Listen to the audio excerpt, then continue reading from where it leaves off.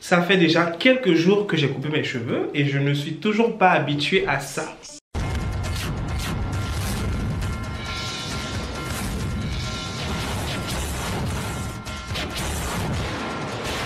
Na bangala, les poils. En fait, ce qui me rassure, c'est que je ne peux jamais être moche. Ok, je ne peux jamais. Ça, c'est un truc qui ne peut jamais arriver. Je ne serai jamais moche. Mais quand même, en vrai, j'ai coupé les cheveux parce que ça me servait littéralement à rien. Je suis H24 sous perruque. Donc, au lieu de dépenser 20 balles à chaque fois pour faire de nattes collées, je vais me reposer d'abord et ensuite, maintenant, les laisser pousser un peu. Surtout que je les ai beaucoup abîmés.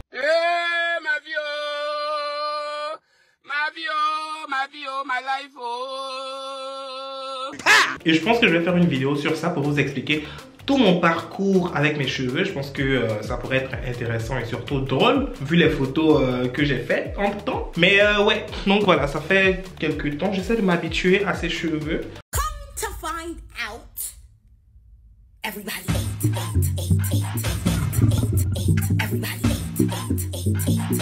Comme beaucoup de personnes le savent, j'ai vécu au Gabon, mais j'ai jamais fait de vidéo où j'expliquais vraiment ma vie au Gabon. Du coup, voici ma vidéo sur tout ce que j'ai vécu au Gabon.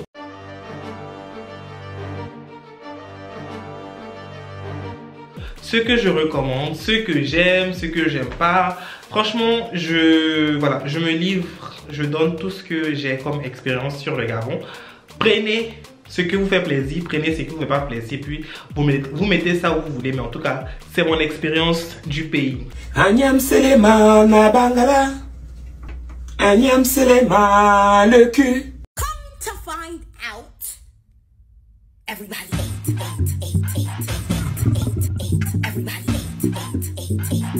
Vous savez que j'ai grandi, je suis né en Côte d'Ivoire, j'ai grandi en Côte d'Ivoire jusqu'à l'âge de 8 ans. Après, je suis venu au Gabon. Et quand je suis venu, j'habitais... En gros, on était dans une résidence avec que des collègues de ma mère. Voilà, genre c'était juste une résidence avec les gens du travail de ma mère. C'était archi grand, avec une grande cuisine, grande chambre.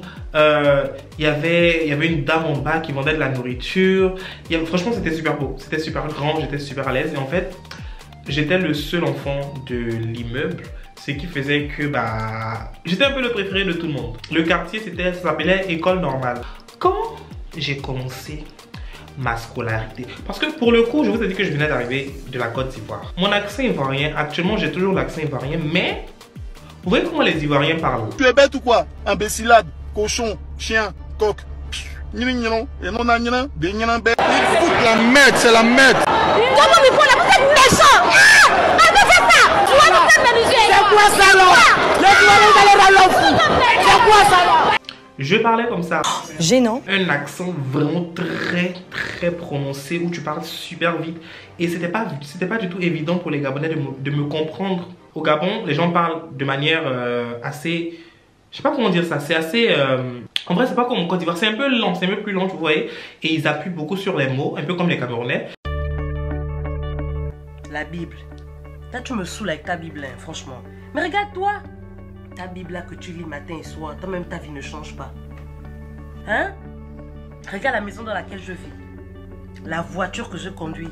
Les magasins que je gère. Et toi-même tu me connais quand je dis je voyage. Le budget est lourd. Mais en Côte d'Ivoire, c'est pas ça. Tu vas nous faire m'amuser! C'est quoi ça là? C'est quoi ça là? En Côte d'Ivoire, on saute les lettres. On peut pas venir spotter un pays comme la Côte d'Ivoire, regarde. Ouais. Du coup, je parlais un peu comme ça quand je suis arrivé. Non, même pas un peu. Genre, je parlais vraiment comme ça quand je suis arrivé au Gabon. Ça faisait que ma première année à l'école, mes amis se moquaient beaucoup de moi. Beaucoup de ma façon de parler. Et j'ai dû changer. Je prends un nouveau départ. Je compte reprendre mon destin en main.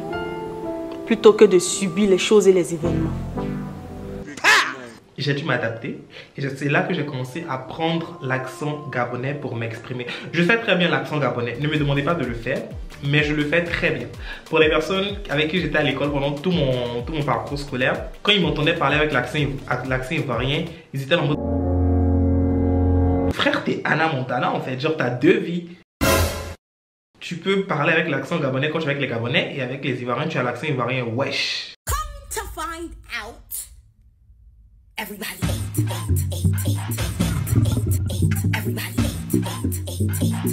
J'ai fait une école bilingue. Au primaire, j'ai fait 2 écoles. J'ai fait une école d'abord francophone. Après, j'ai fait une école bilingue où on parlait français-anglais. En fait, hormis cet événement-là, j'ai aucun souvenir de cette école. Du coup, ce que je vais raconter, c'est la seule histoire dont je me rappelle dans cette école. C'est tout. Du coup, dans l'école francophone, c'est là-bas que... En vrai, c'est maintenant que j'ai réalisé que c'était mon premier crush. Parce que pour moi, c'était juste mon pote. Mais quand j'y repense, je l'aimais un peu trop. Je l'aimais un peu trop. Et surtout que je faisais des jalousies bizarres. Vraiment des jalousies inutiles. Et c'est plus tard en grandissant que je me suis rendu compte qu'en fait, c'était peut-être des sentiments amoureux. Je vous explique.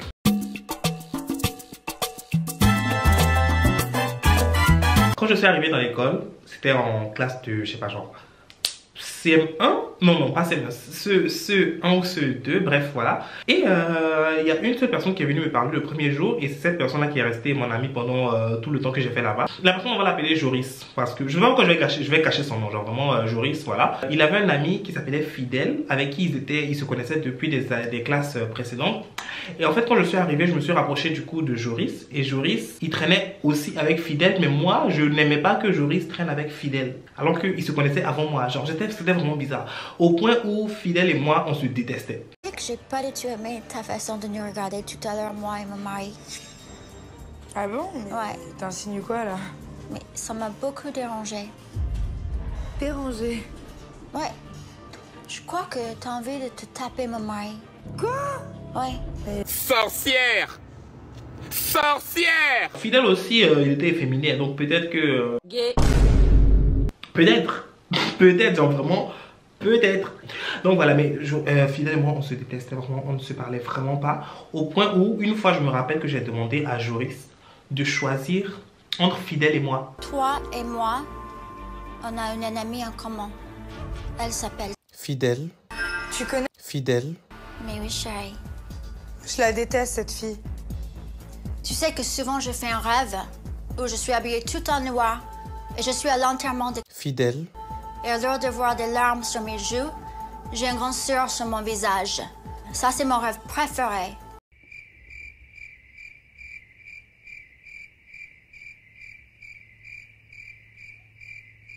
Fuck, I cannot stand this puta. Always fucking my boyfriends and borrowing money. Hey baby girl, moi. J'essaie d'imaginer un peu à quoi il ressemble maintenant, mais avec tous mes ex, il rentre un peu dans le stéréotype des gars que j'ai fréquentés. Donc peut-être que c'était déjà mon style prédéfini dès l'enfance. Peut-être. Bref. Je me rappelle aussi que dans cette école, j'avais une fille que je ne supportais mais vraiment pas du tout. C'était une amie à Joris. Et en fait, c'était le genre de personne qui aime un peu trop montrer qu'elle est première de la classe. Je n'ai jamais... Enfin, j'ai terminé l'école très tôt, voilà. J'ai sauté des classes parce que mon quotient intellectuel était un peu fort. On va se dire ça comme ça. Mais oui, je n'étais pas le genre de personne dont l'école était vraiment le seul endroit où tu pouvais réussir. Genre vraiment j'allais à l'école parce que ma mère me payait l'école, mais si je pouvais ne pas y aller, j'allais pas y aller. Elle, c'était pas ça. L'école c'était son combat. L'école c'était sa vérité.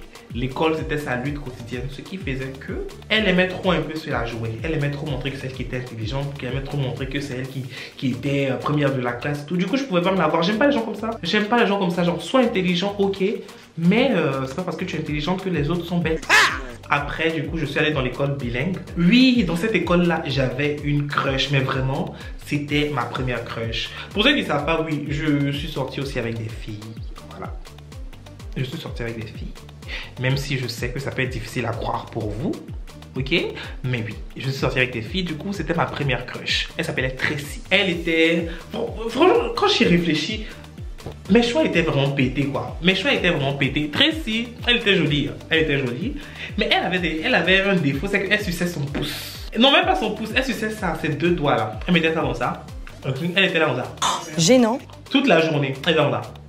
Et moi, genre, je trouvais ça super... Enfin, je sais pas, genre, je l'aimais pour ça en fait. Je traînais avec elle parce que j'aimais le fait qu'elle suçait ses doigts. Et je pense que mon petit crush, c'est des... Vraiment, c'est bizarre d'expliquer ça comme ça. Mais genre, mon petit crush a commencé parce que j'aimais bien la voir sucer ses doigts comme ça. Oui, quand j'y réfléchis, c'était bizarre. Je pense que c'était bizarre, mais Tracy, oui. Je pense que je traînais avec elle parce que, voilà, je l'aimais bien pour ça, en fait. Un jour, Tracy, il y avait un nouveau garçon dans l'école de qui elle s'est rapprochée. Et en fait, le garçon, on s'entendait bien.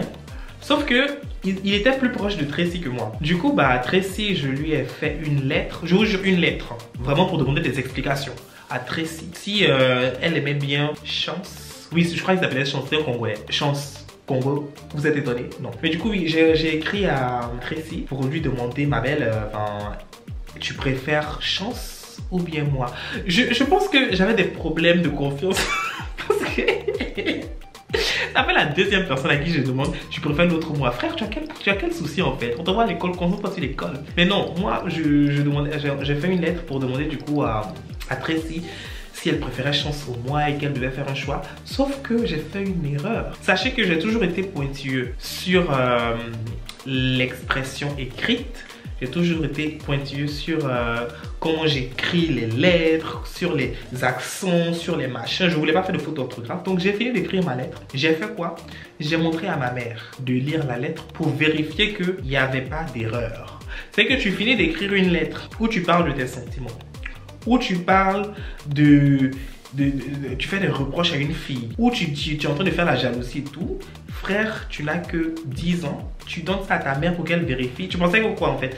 Ma mère m'a tellement tiré les oreilles le jour là à cause de ça. Elle m'a demandé des comptes. Ma mère a regardé la lettre. Elle m'a dit c'est pour qui la lettre? J'ai dit c'est pour ma camarade. Et pourquoi tu lui envoies ça? Mais en ce moment là, elle traîne trop avec un gars là. Et puis moi je veux pas qu'elle traîne avec lui. Que ce soit la dernière fois que je te vois écrire une lettre à quelqu'un. Dernière. Elle m'a tellement menacée. Est-ce que c'est à cause de ça que... Non, je ne pense pas. Mais peut-être.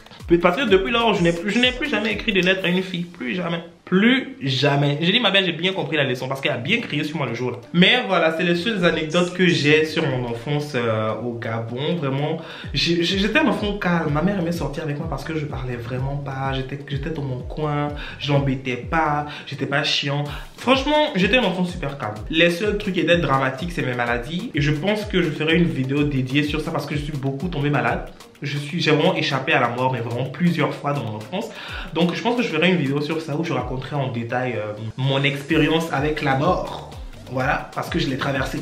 Je l'ai vraiment traversé. Après avoir vécu pendant des années dans la résidence avec les collègues de ma mère, il y a un jour, un nouveau collègue qui est arrivé dans cette résidence. Et en fait, je pense, petite explication, ma mère, elle n'aimait pas mettre de wifi à la maison ou bien de chaînes câblées parce qu'en fait j'étais un enfant, vu que je restais beaucoup à la maison, je restais beaucoup devant la télévision et elle trouvait que si elle mettait des chaînes câblées, j'allais passer mon temps qu'à regarder la télévision, je n'allais pas sortir, je n'allais pas voir des amis et tout, et enfin voilà quoi. Donc pour ces raisons elle refusait de mettre les chaînes comme Canal et autres. Bref, donc le collègue de ma mère, il avait ça, il avait Canal et je m'entendais très bien avec lui parce que je vous ai dit que j'étais un enfant très poli. Du coup bah je partais très souvent chez lui pour regarder la télévision.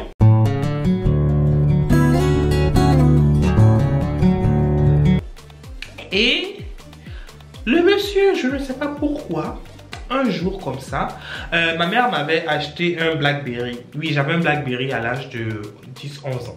Vous êtes des enfants de bourgeois! Des enfants de bourgeois! Je suis le seul enfant de ma mère.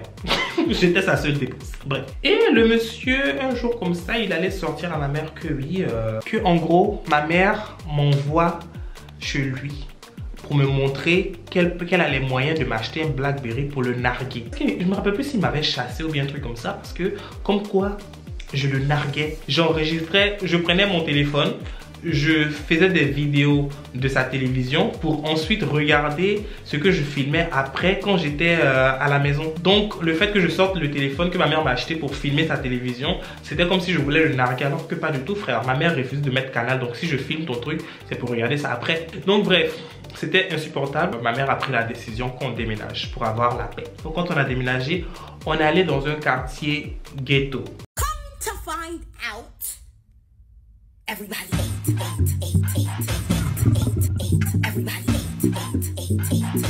Le quartier où on était en gros, c'était ghetto, hein, parce qu'il y avait des problèmes d'électricité, problèmes d'eau, enfin c'est tout le Gabon. Genre vraiment c'est tout le Gabon tout le temps, c'est l'Afrique, bref c'est comme ça.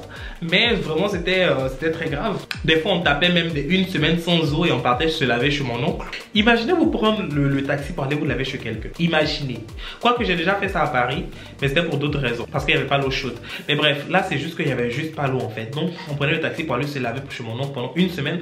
Du coup ça commençait à devenir saoulant. Donc ma mère avec tout ça là, non seulement le manque d'eau, d'électricité, plus le collègue qui est chiant, plus enfin voilà les difficultés du quartier et tous les vols, braquages, ma mère a décidé qu'on déménage pour aller dans une maison qui était vraiment, c'était ghetto. La maison était là, il y avait une église ici, il y avait un bar. Mais vous vivez dans le péché. Soit tu entends une musique chrétienne ici, soit tu entends une musique mondaine. Donc tu es perdu. J'ai apprécié ce quartier parce que j'ai eu de très beaux souvenirs. J'ai rencontré, j'avais une meilleure amie de l'époque qui s'appelait Chelsea. Je sais plus ce qu'elle devient. On s'est perdu avec le temps, mais oui, Chelsea, on était très proches. Alors en fait, non, on ne s'est pas perdu de vue. Il s'avérait que des années après être arrivé dans ce quartier, j'ai déménagé pour aller dans un autre quartier. Sauf que dans le nouveau quartier où j'étais, qui se trouvait à, on va dire, 10 minutes à pied du quartier où on était, j'étais le seul à aller chez Chelsea et ne venait jamais chez moi. Donc, bah écoute, au bout d'un moment, j'avais la flemme. Parce que ma belle, tous les jours, je viens chez toi. Toi, tu ne viens jamais chez moi. J'ai pris un peu mes distances. Voilà, c'était ça. C'est comme ça qu'on a arrêté de se fréquenter. Mais on est resté en de bons termes parce qu'on s'écrivait sur les réseaux sociaux. Mais en fait, notre amitié était telle que, en vrai, on a beaucoup de choses à se dire, mais par message, rien. Du coup, bah, ça a créé une distance. Il y avait une fille aussi que je n'aimais pas. Elle s'appelait Arcelina. Je ne l'aimais pas du tout. Mais c'était une amie de Chelsea, du coup, j'étais obligé de la fréquenter. Alors, Arcelina, elle, c'était une petite harceleuse, ok? Arcelina, harceleuse, ça sonne un peu... C'est son vrai prénom, j'ai pas inventé son vrai prénom, elle s'appelait Arcelina. Bref, c'est une petite harceleuse. En gros, dans le quartier, quand je passais et qu'elle me croisait, elle était en mode « Ça, c'est lui qui se comporte comme une fille, là. C'est lui qui fait comme les femmes. C'est lui. Du coup, je l'aimais pas pour ça. Voilà, elle me saoulait. Gênant. Bref, aussi il y avait un autre gars que je ne supportais pas, j'ai oublié son nom. Mais lui par contre, il me détestait. Il me détestait parce que je traînais trop avec Chelsea et lui, il draguait Chelsea et Chelsea refusait. Du coup, il mettait sa jalousie sur moi, mais bon, ça c'est une autre histoire. Et à côté de ça, j'avais une amie qui, elle, était une grande voleuse. Ah oui, je viens de me rappeler de celle-là.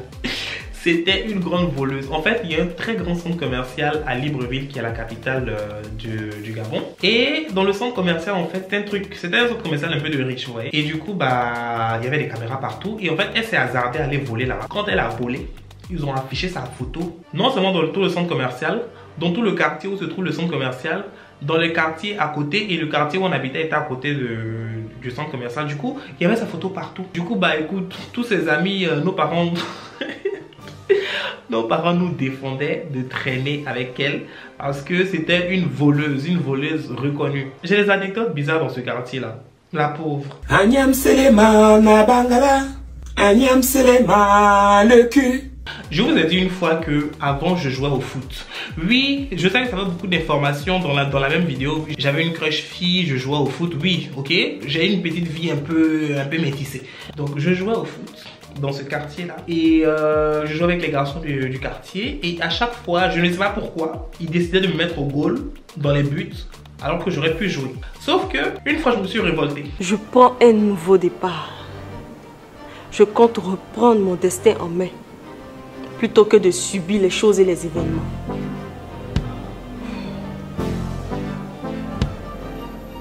Je me suis dit oui. Pourquoi vous tous les jours me mettez au goal? Les goals, machin, on s'ennuie. Faut attendre le ballon, faut attendre machin. Donc, ils ont décidé le jour suivant de me mettre sur le terrain.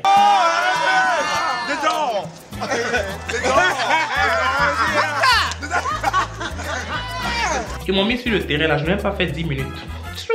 Je me suis déchiré l'orteil. Quand je dis je me suis déchiré l'orteil, c'est pas en mode petite déchirure où le sang coule, non. La peau était littéralement quittée. J'ai cherché et j'ai trouvé. Quand j'ai fini de me blesser là, je suis allé à la maison, j'ai guéri. Vous pensez que je suis revenu jouer? Absolument pas. Ne me touchez pas. Ouf. If you touch me, vous allez entendre ici. Que quelqu'un me provoque là. Je regardais E-News. Je regardais les Violetta, les machins. Maintenant, là, je ne partais plus jouer au foot. Parce que le foot m'a laissé. Le foot m'a blessé. Le foot m'a fait du mal. Qui allait retourner là-bas? Absolument pas moi. Come to find out, everybody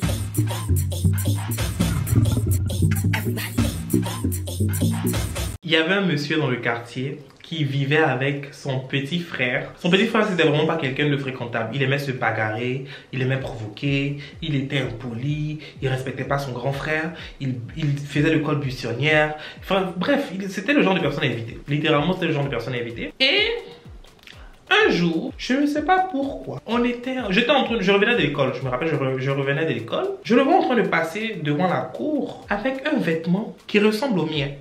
Un vêtement qui est un peu...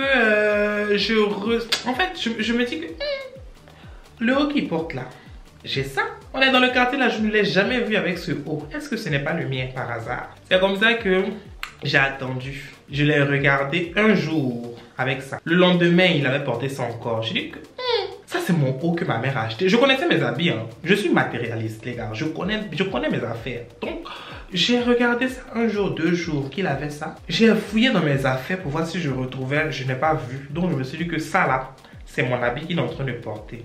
Donc je ne sais pas avec quelle force. Je suis parti l'attaquer. En fait, je ne l'ai pas attaqué, mais je suis allé le confronter. Je suis allé le confronter pour lui dire que mon cher, l'habit que tu portes, en plus je me rappelle, c'était un haut polo, voilà, de la marque Polo, avec le petit cheval dessiné et tout. Je connaissais mon haut, Ralph Lauren Polo, je connaissais.